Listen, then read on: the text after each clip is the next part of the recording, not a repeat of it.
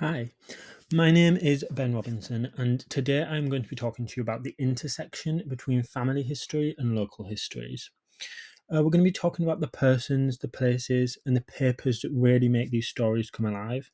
And I'm going to be using the story of my great grandmother Charlotte as a device to explain this. Hope you enjoy.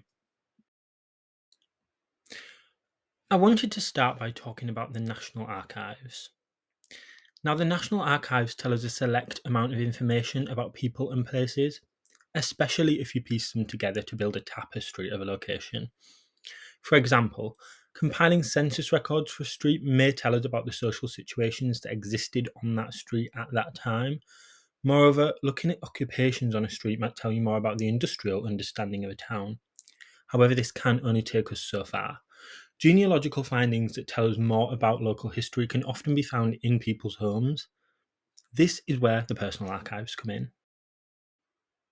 Now, personal archives matter because they preserve personal voices that are specific to localities, and they keep the everyday experiences of history intact.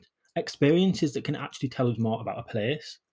My own journey with this began with a beige handbag which had been tucked away in a wardrobe for several decades. But what I discovered from this was far, far more than I could have ever imagined.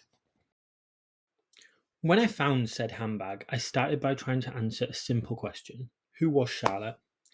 But almost immediately, the research expanded beyond one person. Every document introduced another name, every letter another relationship, and every census another household. So this is where links between the national and the local archives take place. Before long, I wasn't just reconstructing one person's life, I was reconstructing a community. Local history is often built from institutions, but it's lived by people.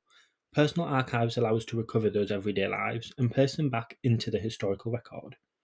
The intersection between family and local histories is huge here. This leads me nicely onto the importance of place at the intersection between these two forms of history.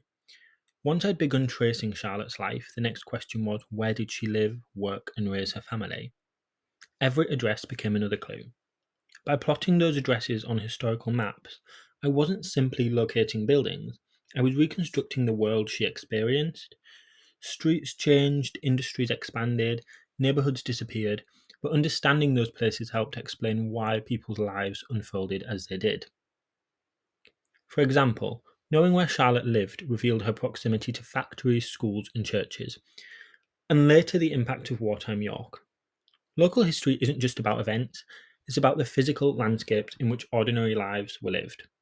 I'll mention more about this later. But a really good example outside of this project was looking at coastal family histories. I wrote a piece on it about researching in my hometown of Scarborough and finding there was patterns within coastal communities that could only be found in specific records. Places also allow us to move beyond the individual. One family home becomes a part of a street, the street a part of a neighbourhood, and the neighbourhood a part of a town's wider history. In fact, the papers themselves are where history begins to speak to us on intimate local levels. Individually, a birth certificate, a telegram, or a letter might seem ordinary. Together, they become a narrative told through the perspective of someone who lived in a specific town or a specific city at a specific time. For example, army records can tell us more about the social fabric of a place simply through their existence. Relationships between neighbours on a census may become more prominent if linked on military records, thus building a picture of local life also. These documents don't just provide facts, they preserve emotion. They reveal what mattered to ordinary people and how they experienced the major events we often study from above. This bridges the gap between what we see on a page and what really happened in a town or village. Perhaps most importantly, every document leads to another question. A census leads to a newspaper leads to a military record leads to a photograph. And in finding photographs and letters, we then get to the root of detailed local histories. The archive grows through curiosity and storyboarding. I guess I've done a lot of talking about the process of how important the intersection between local and family history is, so I should share a little more of the story with you. What began with a little beige bag of my great grand's documents has become a research process of discovering not only her life, but the lives around her and the communities and towns in which she lived. I discovered tales of factories in which my family worked, some of which were destroyed in the war and others closed down. This led me to researching entire communities of people who worked and lived in the shadow of industry. These stories I found led me to better understand communities in both Scarborough and York, from the slums in which Charlotte grew up to the coastal town which she would later reside in. I could paint a picture of what life was like in those slums by combining contextual information about my family and using wider census details to connect them to the community. There were tales of love and loss in Scarborough and how both world wars affected several families. These may feel intimate and in some ways only for certain families to remember, but the reality is that they are part of a combined local history that paints a picture of a whole region. So, who are you? And why does it matter for local history? Well, family histories don't just give way for our own personal tales to be preserved, they also tell us more about local histories within specific streets and settings. Without these specific personal archives, we could not have such rich local histories that focus on street level lives. There may be simply more of a generalization of a topic within local history. Perhaps you could go and research the street that your family lived on.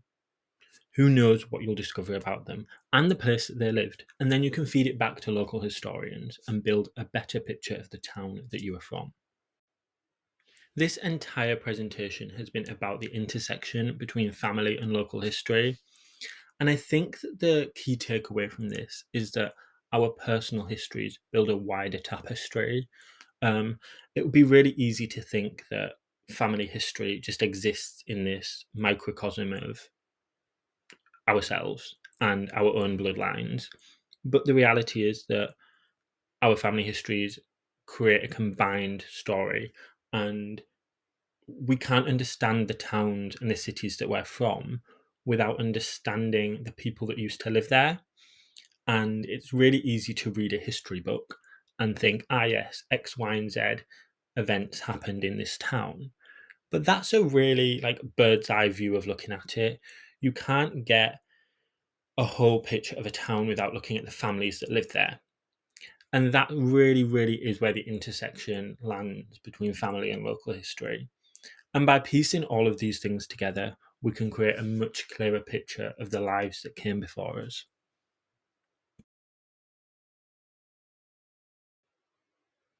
I'd actually like to leave you with a quote that has really stuck with me, and that is, every man is a quotation from all his ancestors. And it's true. Our past defines us in so many ways, and bringing it back to local levels to understand not only ourselves, but the world that we live in is a really, really exciting thought.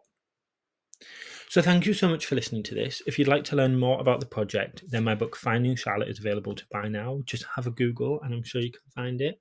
Thanks again for listening.